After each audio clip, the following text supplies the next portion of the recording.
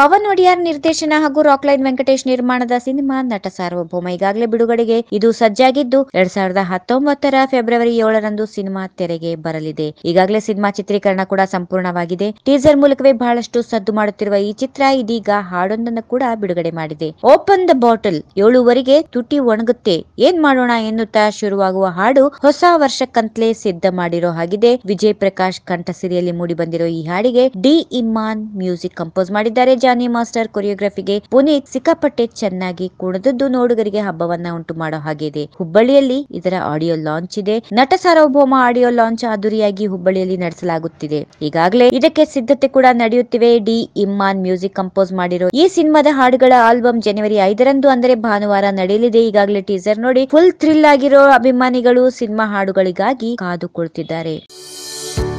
if you like this video ಬೇಗ like ಮಾಡಿ, comment ಮಾಡಿ, ಶೇರ್ ಮಾಡಿ ಹಾಗೂ ಅಲೋ ಟಿವಿ ಕನ್ನಡವನ್ನ